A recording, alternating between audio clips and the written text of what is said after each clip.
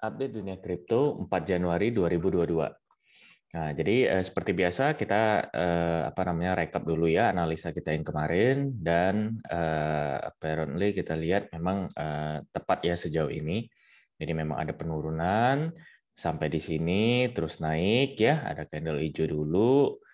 Memang nggak sampai sini naiknya karena nggak kuat gitu. Jadi terus turun sampai di posisi support yang di sini. Terus naik lagi gitu ya. Nah, ini kalau saya bilang kemarin worst case-nya sampai ke 45-an ya, 45.100, 45.000. Nah, tapi ini udah mulai naik lagi. Nah, kita lihat ya untuk hari ini itu seperti apa. Nah, kalau untuk dominance itu ini agak sedikit meleset. Jadi dari sini saya harapkan memang turun, tapi ada tren kenaikan.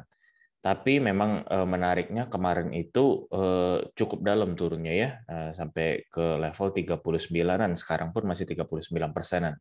Sampai saya juga dapat pertanyaan gitu, apakah kita udah out season segala macam. Nah, kalau kita misalnya memang pakai indeksnya itu memang belum ya kalau saya cek kemarin gitu. Jadi bukan berarti juga altcoin nggak manggung gitu karena dominance-nya ini sudah sangat low banget gitu. Jadi ya bisa jadi. Cuma memang secara definisi atau secara perhitungan gitu ya, kita belum di altcoin season. Nah, gitu. Nah, 59 kalau altcoin season itu di 75 gitu ya. Jadi kalau ditanya sudah altcoin season belum? Belum. Tapi bukan berarti altcoin nggak bisa terbang gitu ya. Ini karena ketahan BTC aja sebenarnya. Kalau BTC stabil atau BTC naik, ini wah sudah pada cukup naik semua gitu ya. Karena ini sudah low banget dominasinya. Oke, untuk hari ini kita coba cek. Seperti biasa, first mover kita lihat ya.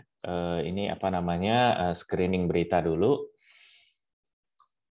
Nah, dari first mover ini kalau kita lihat memang belum ada tren perubahan untuk volume tradingnya. Jadi wajar kalau misalnya sangat volatil dan juga lebih ke arah turun ya. Karena biasanya volume trading yang naik, yang tinggi itu menandakan banyak yang optimis gitu ya. Walaupun bisa jadi lebih banyak menjual, tapi biasanya kalau banyak penjualan itu nggak tinggi gitu loh. Karena yang beli terbatas gitu kan ya. Jadi biasanya kalau ada kenaikan seperti ini, nah itu pasar sudah mulai bergairah ya, sudah mulai optimis lagi. Nah, tapi memang sejauh ini belum. Jadi wajar kalau kita turun terus sejauh ini gitu ya. Kalau dari segi teknikal, analisnya bilang kita sudah break 200 MA 200 gitu. Ini tren netral padahal, tapi kita sudah break. Jadi kita harus kembali lagi paling nggak ke arah 48.000 sebagai resisten ya. Nah, RSI-nya juga belum oversold, jadi masih ada potensi penurunan. Walaupun memang nggak mesti, nanti kita juga cek lagi ya, karena kita kan compile semua, kita gabungkan bukan hanya dari segi teknikal aja gitu. Jadi ada beritanya, kita lihat dari data lain seperti apa, ya seperti biasalah. Bagi teman-teman yang baru, memang nonton video atau mampir ke channel saya, mungkin belum tahu ya cara saya analisa, tapi boleh ikutin dan ya, semoga bisa bermanfaat gitu. Tentu kalau misalnya teman-teman suka dengan video saya bisa like atau subscribe gitu ya, dan juga komen dan share supaya teman-teman lain bisa mendapatkan gambaran juga market kira-kira akan kemana gitu ya. Nah ini udah. Nah ini ada yang menarik nih. Ini kita akan sedikit bahas. Namanya techdev_52 ini akun Twitternya gitu ya. Dia banyak membahas analisa-analisa dia, tapi memang lebih cenderung ke bullish.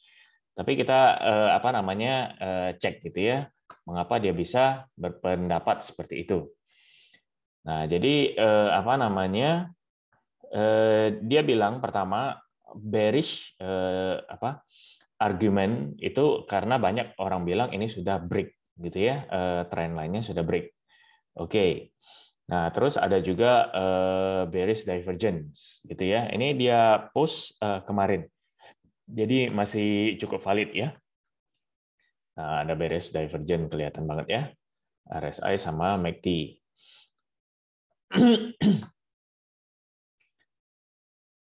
Nah, terus dia yang menariknya dia ada memakai analisa halving cycle. Nah, ini juga banyak yang tanya ke saya nih. Nah, jadi kita menurut saya ini cukup oke analisanya. Jadi halving cycle ini kalau misalnya teman-teman tahu ini adalah siklus halving itu per 4 tahun gitu ya untuk BTC terutama ini kita ceritanya BTC.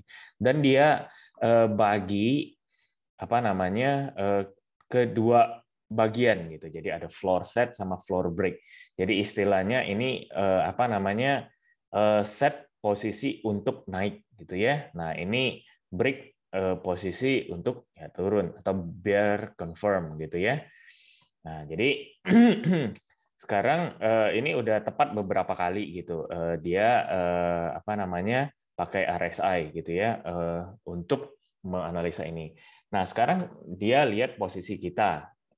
Jadi posisinya itu floor set udah gitu ya. Karena udah ngedip di sini. Nah, ini mirip ya.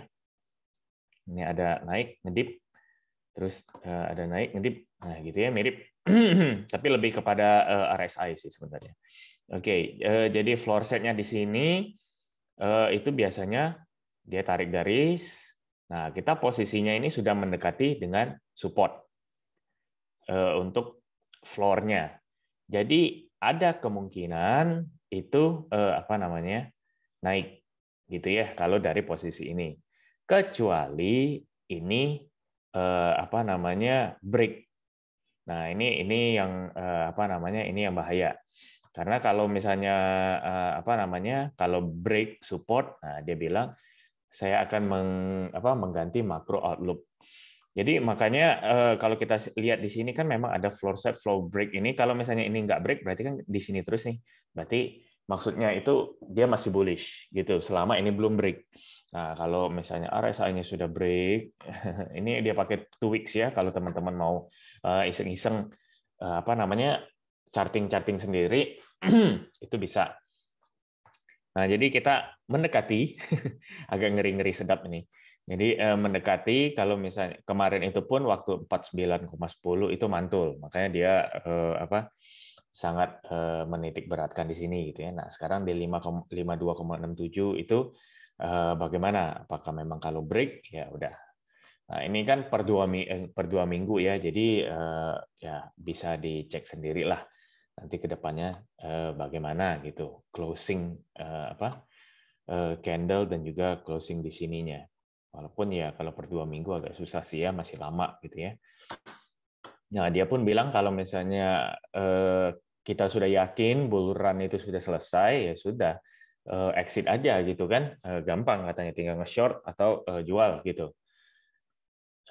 Kayaknya dia ini banyak di attack ya, diserang orang gitu ya, mungkin karena bullish terus ya. Wajar lah, analisa sebenarnya kan bisa salah, bisa benar gitu ya. Yang penting kita jadi pertimbangan aja gitu. Saya selalu bilang kita jadi pertimbangan.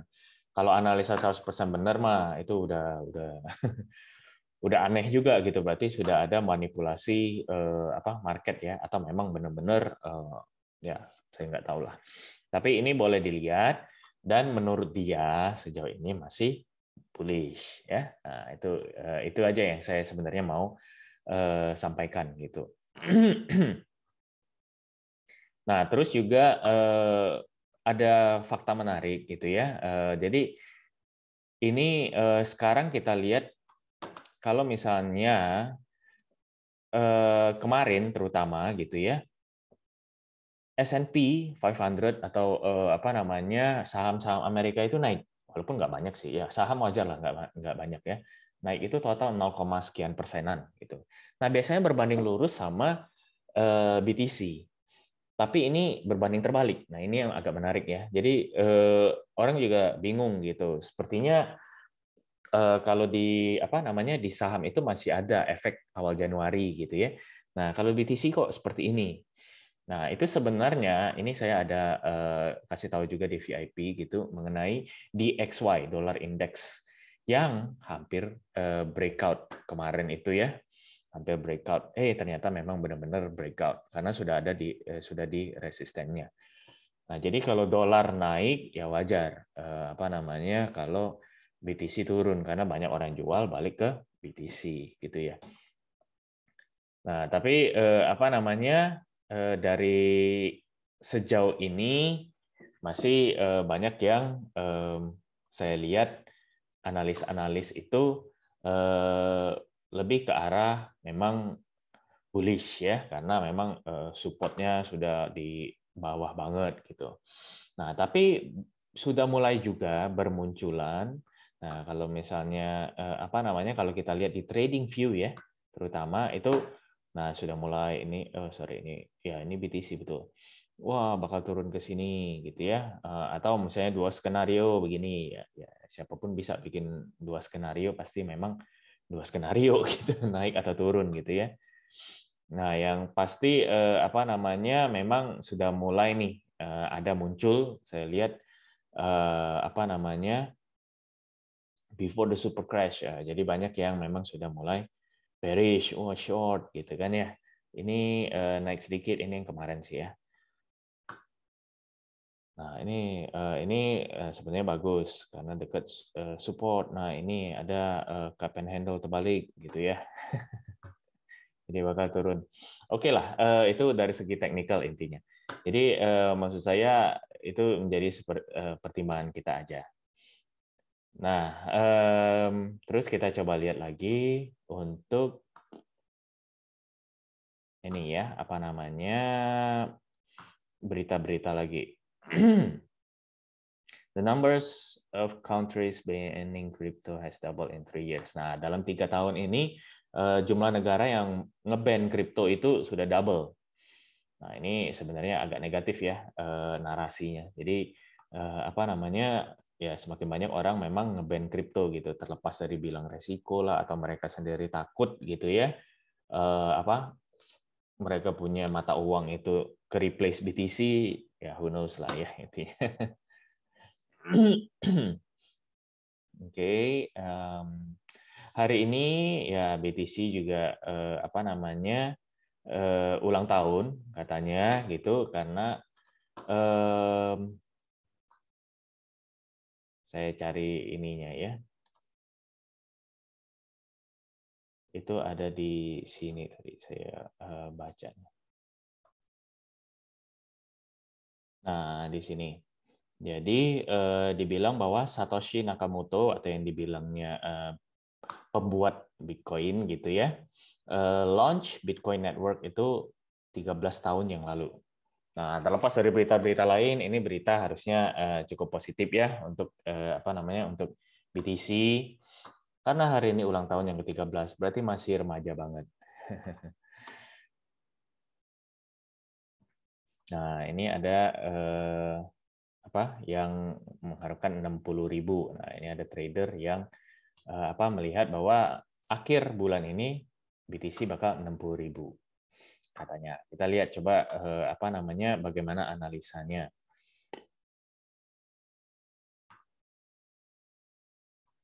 Nah, pertama reclaim support 48.000 ya, seperti kita bilang tadi ya, resisten 48.000 lah gitu.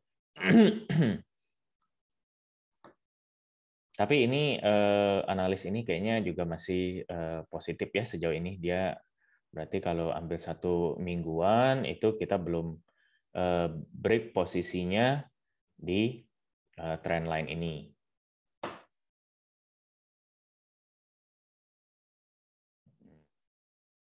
Nah, tapi tetap dia bilang memang ada 46.000 kemungkinan di short term dan memang sudah terjadi gitu ya.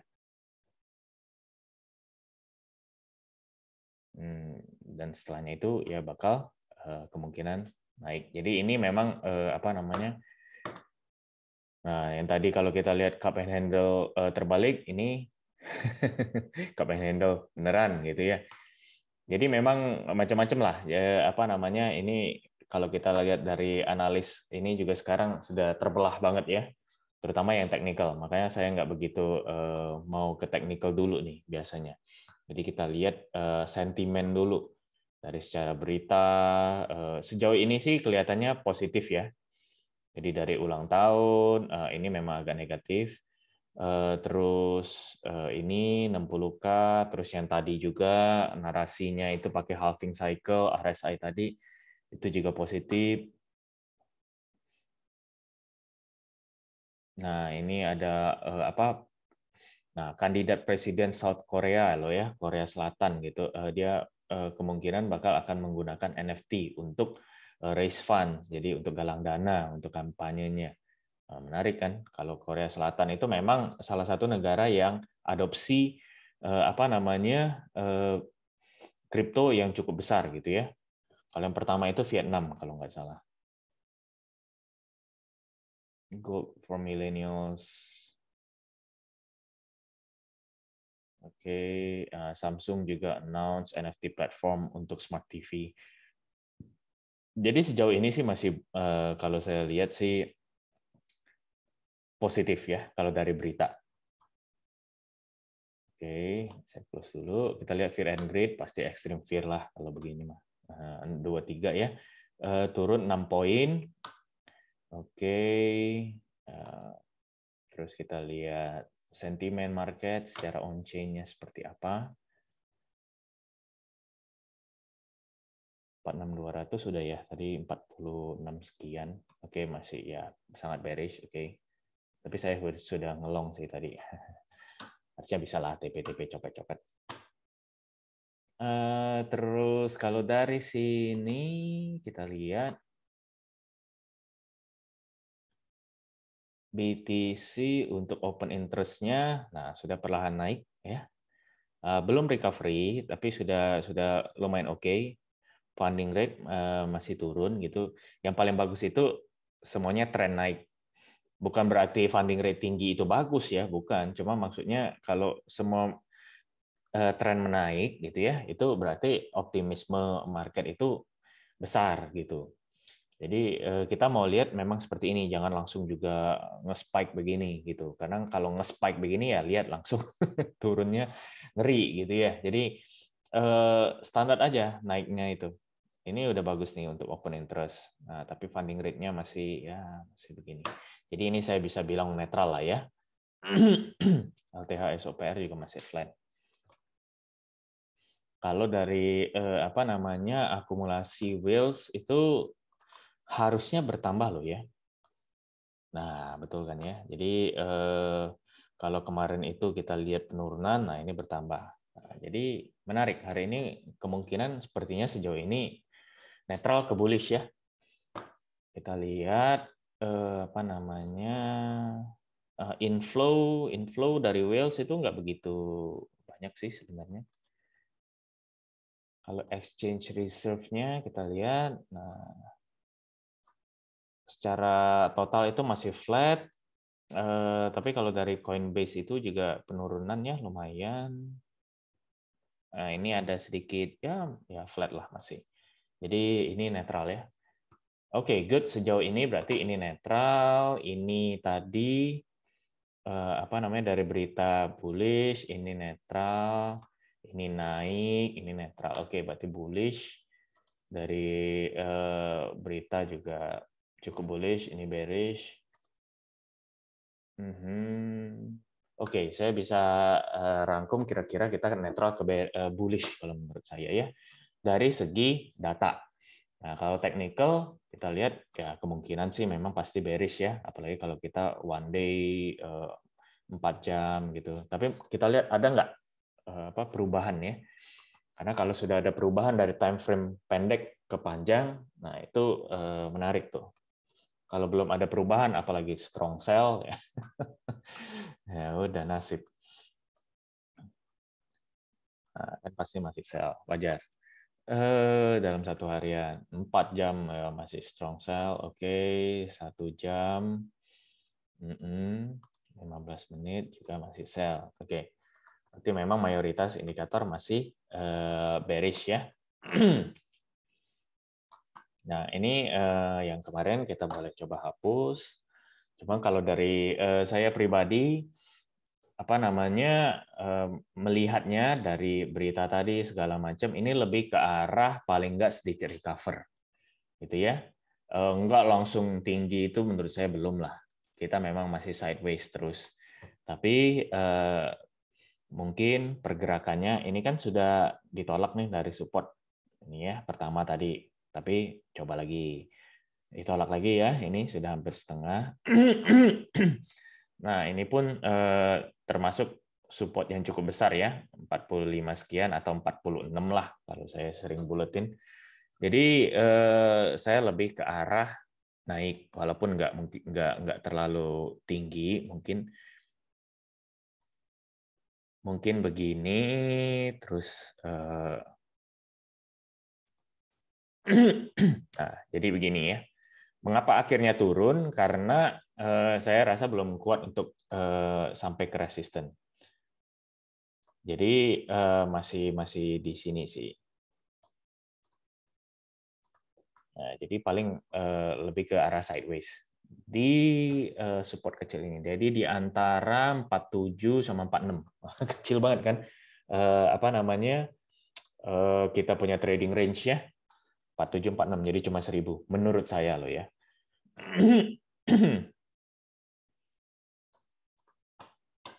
Oke. Terakhirnya bearish, kenapa? Ya karena indikator masih bearish. Jadi saya gabungkan antara data tadi sama ini. Jadi bakal naik dulu, tapi ujungnya masih ya di sekitaran sinilah. Bukan berarti ini turun-turun dalam ya, enggak. Karena saya nggak bikin seperti kemarin loh. Nah, kalau untuk BTCD ini yang lebih sedikit tricky, kita lihat hari ini ya. Karena kemarin itu saya prediksinya naik. Oh, sorry. Nah, tapi ternyata turun, ini menarik jadinya. Kalau dari segi teknikal sih memang apa namanya ini juga sudah disupport ya dan di Bollinger bawah. Jadi ada kemungkinan memang apa namanya naik. Cuman saya masih lebih ke arah turun sebenarnya. Mengapa? Karena jadi mungkin begini. Naik, turun. Mengapa? Karena apa namanya? Kalau BTC sideways dan kita lihat tren-tren kemarin-kemarin gitu ya, BTC sideways sedikit pun dominasinya turunnya cukup jauh gitu sejauh ini gitu. Jadi saya lihat masih mungkin berarti memang banyak lebih mengarah kepada altcoin sebenarnya. Yang trading pun pasti kebanyakan altcoin daripada BTC untuk sekarang. Jadi BTC itu bukan primadonanya istilahnya ya, banyak yang lain yang manggung gitu. Ngapain orang mau ambil BTC? Mungkin begitu. Nah, jadi saya melihatnya ya bakal kemungkinan seperti ini. Nggak ada karena BTC bakal sideways, jadi ya ini juga lebih ke arah sideways, tapi penurunan terus agak terakhirnya itu agak naik sedikit lah, kembali lagi ke arah sini. Range kecil juga lah, kalau menurut saya loh ya. Kalau misalnya kita lihat pun, misalnya kayak BTC tadi, ini kalau kita bandingkan dengan yang kemarin ya, yang pernah sempat saya bahas itu mengenai apa namanya yang sampai 10 Januari yang analis dari TradingView kemarin, apa namanya, kalau misalnya memang saya rasanya saya bahas apa namanya mengenai itu ya. Jadi kalau misalnya memang turun trennya itu BTC katanya itu dia kan melihat sama seperti bear market Mei sama Juni, Mei sampai Juni. Jadi bakal turun kira-kira hampir ke 44 terus baru naik gitu katanya ya. Kira-kira kesimpulannya begitu. Nah, jadi apa namanya worst case-nya mungkin seperti itu. Apakah bisa turun jauh? Ya banyak lah bilang bisa ke 42 karena mau apa? Fill the gap gitu ya. Atau apalah gitu banyak sekali. Kalau saya sih ngelihatnya sejauh ini belum ada apa sampai sejauh itu. Nah, mungkin besok ada perubahan tertentu ya bisa jadi gitu. Nah, sedikit tips mungkin untuk hari ini ya.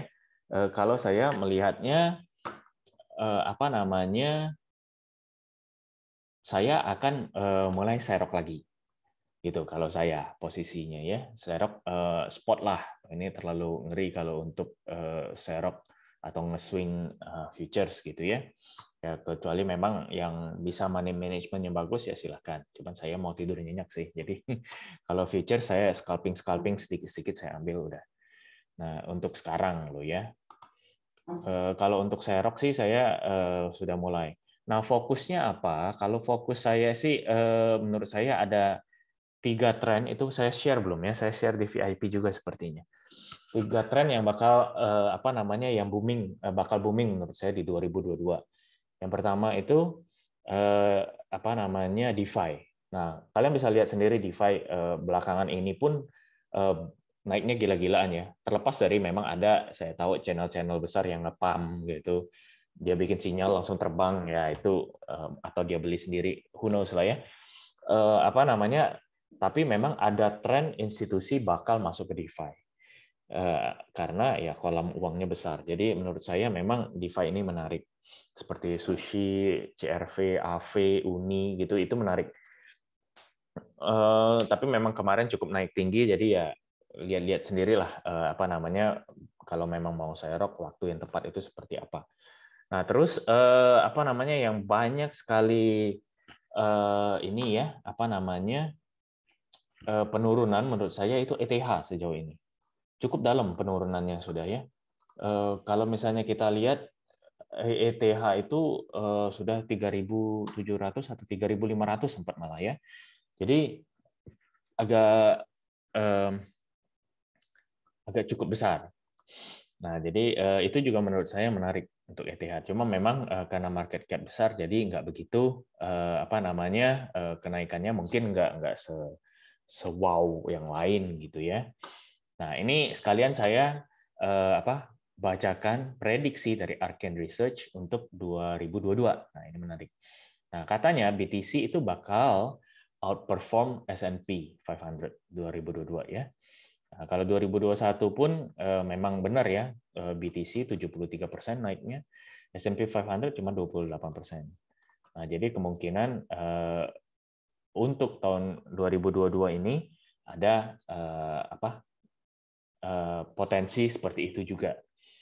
Nah, katanya juga untuk XRP dan Cardano, nah ini menarik sekali karena barusan kemarin saya bahas di VIP mengenai dua ini gitu deh.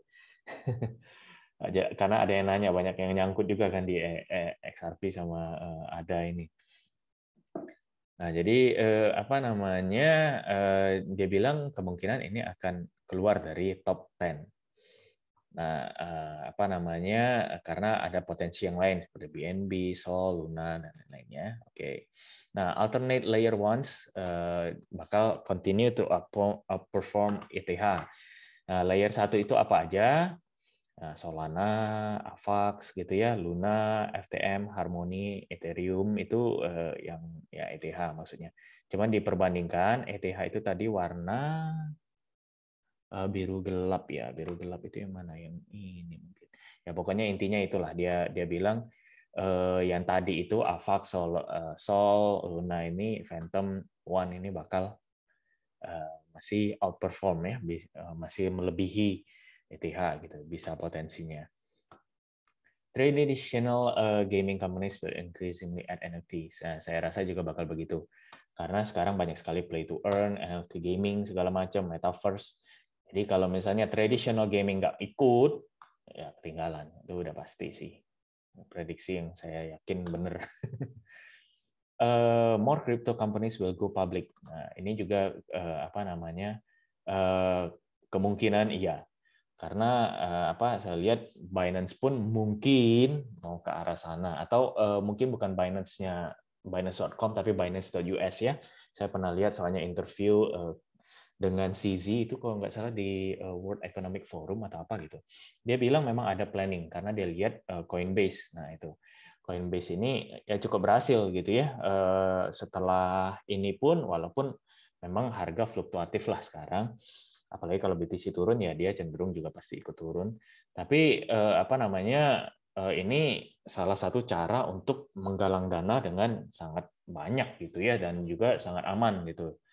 Jadi pasti banyak apa namanya crypto company, ya mungkin bukan hanya exchange tapi mining segala macam juga yang go public, saya juga yakin itu pasti terjadi. Nah, terus apa namanya Bitcoin ETF will hold more than 1 million BTC loh ya, bukan $1 million.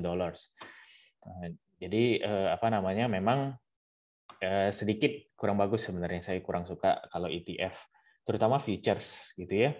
Kalau ETF futures BTC ini kan dia bilang memang apa namanya sekarang itu pun mereka sudah hold 800 ribuan BTC gitu. Nah, sebenarnya yang saya tunggu itu lebih kepada spot gitu. Kalau spot kan berarti mereka harus membeli gitu ya, walaupun ya memang beli jual lah transaksi. Tapi begitu misalnya ETF spot itu satu aja sudah approve, saya yakin rally pasti langsung BTC itu cukup tinggi. Karena orang langsung optimis dan juga pasti ada ETF lain yang nunggu nih. Kayak kemarin kan ETF futures yang begitu di-approve, harga naik, rally, terus yang lain kan futures ETF yang lain juga ngikut nih. Jadi bukan satu institusi aja. Nah, jadi semakin banyak nanti kalau misalnya ETF spot itu di-approve, disetujui gitu ya, nah itu akan menjadi katalis positif banget. Nah, saya harapkan sih terjadi di tahun ini. Kalau enggak sih memang ya apa boleh buat. Sejauh ini sih memang belum ada kelihatan arah sana. Karena SEC ini terus sih ditentang terus, bingung saya. Nah, terus bicara soal hash rate itu akan lebih ini apa namanya lebih terdistribusi apa secara rata-rata mungkin ya terdistribusi baiklah secara geografis. Jadi enggak dipegang kayak kemarin misalnya banyak di mana gitu. Jadi setiap negara mungkin sudah mulai punya mining sendiri gitu ya. Setiap negara ya itulah. Jadi nggak fokus kepada satu negara aja, karena kalau satu negara aja itu bahaya. Sedikit negaranya misalnya krisis listrik lah, atau membahas soal environment lah, atau apa lah, udah mulai langsung harga juga terpengaruh lagi. Jadi sebenarnya kalau kita lihat untuk prediksi dia ini sejauh ini dari Arcane Research ini 2022 sebenarnya bagus ya sebenarnya. Nah, terlepas dari memang ada juga prediksi yang seperti kemarin saya singgung mengenai Elon gitu. Nah, itu pun apa namanya memang kita masih antisipasi gitu ya kalau misalnya bakal resesi, tapi itu bukan terpatok pada kripto. Nah, secara kripto secara general ya pasti yang paling ditakutkan adalah tapering sama ya pokoknya the Fed ya sejauh ini. Apa namanya, dan juga yang paling lebih mengerikan itu kalau misalnya meningkatkan suku bunga. Nah, saya rasa kalau misalnya memang nanti diperkirakan apa namanya kalau misalnya tapering Januari berarti nanti bisa tergantung jumlahnya. Kalau nggak salah 30 billion ya. Jadi kemungkinan Maret itu sudah selesai tapering. Nah, jadi sebenarnya masuk akal si Elon itu bilang kalau misalnya begitu tapering itu biasanya The Fed langsung menaikkan suku bunga karena itu peluru mereka lah. Kalau misalnya inflasi masih tetap tinggi loh ya. Jadi kalau market crash di Maret itu ada kemungkinan. Nah, itu jadi hati-hati di situ aja. Tapi kalau misalnya memang kita lihat, ini kan kita sering pantau, kalau misalnya CPI data inflasinya itu menurun, nah, itu mungkin berbeda lagi ceritanya ya. Karena apa namanya, berarti The Fed mungkin nggak harus mengeluarkan peluru mereka gitu loh. Jadi nah itu tetap kita harus lihat terus, kita harus update. Jadi nggak pasti langsung kita putuskan gitu Maret pasti crash, belum tentu. Memang ada kemungkinannya karena suku bunga ya, menaikkan suku bunga itu, tapi sejauh ini sih apa namanya kita masih butuh data yang lebih valid lah. Nah, mungkin itu dulu ya untuk hari ini. Saya rasa juga sudah cukup panjang. Hati-hati aja dengan market yang masih ya bergeraknya sideways gitu ya. Kalau enggak memang harus enggak apa namanya tradingnya, jangan dipaksa trading. Nah, tadi saya melanjutkan sedikit juga, sorry saya agak lompat-lompat ya. masalah tren selain DeFi, saya juga bilang mengenai NFT. NFT ini bukan hanya kalau sekarang characters atau hewan, animals, board ape lah segala macamnya. Mungkin nanti ke arah fotografi, ke arah musik itu masih besar sekali NFT ini. Gaming pun sudah mulai kan ya. Nah, jadi NFT masih tetap menjadi tren menurut saya 2022 ini sama DeFi. Nah, satu lagi itu apa namanya, kemungkinan yang pasti kita lihat itu metaverse ya, karena metaverse ini selalu didengung-dengungkan dari akhir tahun 2021, dan kemungkinan pasti Facebook atau sekarang Meta itu mereka pasti ada melakukan suatu inovasi di tahun ini gitu ya, karena perusahaan besar dan juga sudah publik, nggak mungkin mereka cuma ganti nama tok gitu, udah nggak melakukan apa-apa. Jadi untuk menggait investor itu dia harus melakukan inovasi. Nah, kalau begitu dia melakukan inovasi itu pasti ada apa namanya beritanya gitu ya, dan juga sedikit banyak kecipratan ke kripto metaverse yang ya proyek-proyek metaverse gitu loh. Jadi di kategorinya itu pasti kayak kemarin begitu ganti nama pun dalam satu kategori itu kan naik semua. Nah, jadi kalau misalnya tanya tokennya pastinya apa, ya tinggal kita ini aja sebenarnya cari yang memang belum naik tinggi, atau misalnya ini koreksi yang cukup dalam gitu ya. Kalau misalnya memang mau lebih aman, ya cari yang paling top ini aja lah di kategorinya gitu. Apa namanya, token yang paling top atau project yang paling top gitu ya. Tinggal cari di CoinGecko atau CoinMarketCap kan gampang. Nah, 3 itu ya mungkin bisa menjadi inilah gambaran gitu untuk membantu teman-temannya. Oke, sejauh ini mungkin begitu dulu. Terima kasih sudah menonton, dan saya harapkan semoga ini bermanfaat ya, dan juga stay safe di market. Ya, sampai jumpa besok lagi. Bye-bye.